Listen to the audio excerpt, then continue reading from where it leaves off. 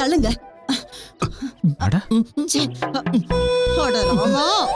உன் மண்டைக்குள்ள மூளைன்னு ஒண்ணு இருக்கா இல்லையா? என் மருமகளுக்காக நான் நிறைய நெய் ஊத்தி அல்வா பண்ணி வச்சா என்னமா நீங்க ஏன் இப்படி பேசுறீங்க? இந்த டப்பா உங்களுதுன்னு எனக்கு எப்படி தெரியும்? எப்படி தட்டுறீங்க? நான் என்னமோ என் மனைவி ரொம்ப சந்தோஷமா அல்வா பண்ணி வச்சிருக்கான்னு நினைச்சேன். அதுதான் இது. எனக்கு வர ஆத்திரத்துக்கு உன் மண்டைய உடைச்சு அப்படியே உன்னை கொன்னுடலாம் போல இருக்கு. அங்க என்னோட மருமக பசியில இருக்க, நீ என்னடா இங்க அள்ளி அள்ளி தின்னுட்டு இருக்கியா? அட, உங்க மருமக ஏமா பட்னியா இருக்க போறாங்க? என் மனைவி கட்டி கொடுத்த டிஃபன் பாக்ஸ்ல ஏதாவது ஒண்ணு இருக்குல்லம்மா.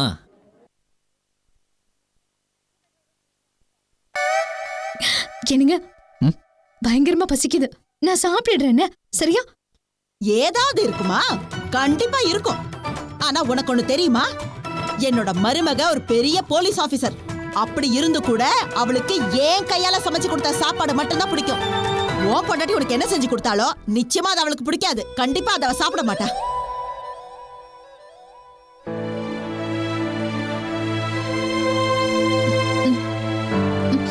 சாப்பாடு சூப்பரா இருக்குங்க.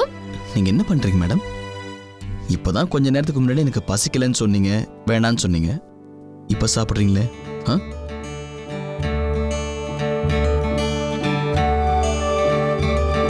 மோகன் கரெக்டா தான் சொல்லியிருக்கான். இந்த மாதிரி நேரத்துல பொம்பளைங்க எல்லாம் வித்தியாசமா நடந்து பார்க்க போல இருக்கு. என்னங்க அத்தை எனக்கு பயங்கரமா சமைச்சிருக்காங்க. ருசி வேற மாதிரி இருக்கு. நீங்க சாப்பிடலையா? நீங்க சாப்பிடுங்க. இல்ல சாப்பிடுங்க, நீங்க சாப்பிடுங்க முதல்ல.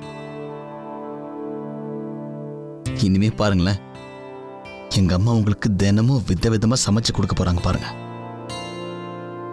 பிரெக்னன்ட் ஆனா இவ்வளவு நல்ல சாப்பாடு கிடைக்கும் தெரிஞ்சிருந்தா இத பத்தி நான் முதல்ல யோசிச்சிருப்பேன். சாப்பாடு ரொம்ப நல்லா இருக்கு. நீங்க பொறுமையா சாப்பிடுங்க சந்தியா. அவ்வளவு ஆசை இருந்தா நான் வேணும்னா வாழ்க்கை பூரா உங்களுக்கு இந்த மாதிரி தினமும் சாப்பாடு கொண்டு வந்து கொடுக்குறேன்.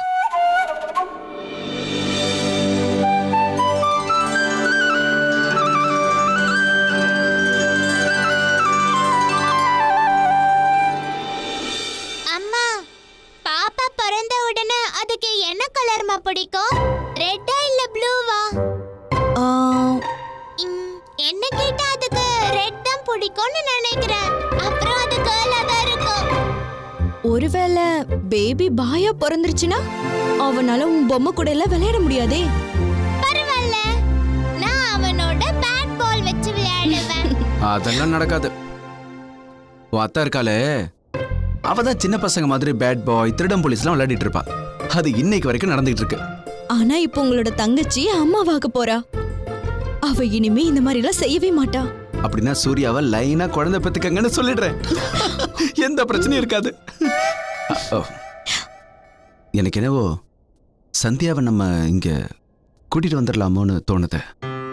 ஏன்னா அவ என்னெல்லாம் ஆசைப்படுறாளோ அதை நம்ம வாங்கி கொடுக்கலாம்ல. அவ விரும்பினதை செய்யலாம். இப்பெல்லாம் சிட்டில ரொம்ப வெயில் அதிகமா இருக்கு இல்ல? இங்க ஏசி இருக்கு, அத்தை வீட்டுல ஏசி எல்லாம் இல்ல. சந்தியாவை ரூமுக்கு போகணும்னாலும் 1000 படி ஏறி போகணும். அங்க வேலைக்காரங்க கூட கிடையாது.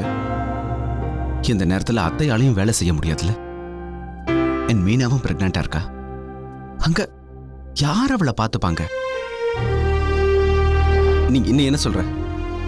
நீங்க சொல்றது எல்லாமே கரெக்ட் தான். நம்ம வேணா போய் சந்தியாவை கூட்டிட்டு வந்துடலாம். எப்படி இருந்தாலும் ஃபர்ஸ்ட் டெலிவரி பிறந்த வீட்ல தான் பண்ணணும். என்ன சொல்றீங்க? நம்ம ஒரு வேலை பண்ணலாம். நம்ம சந்தியாவோட அத்தை மாமா கிட்ட பேசலாம். சரி.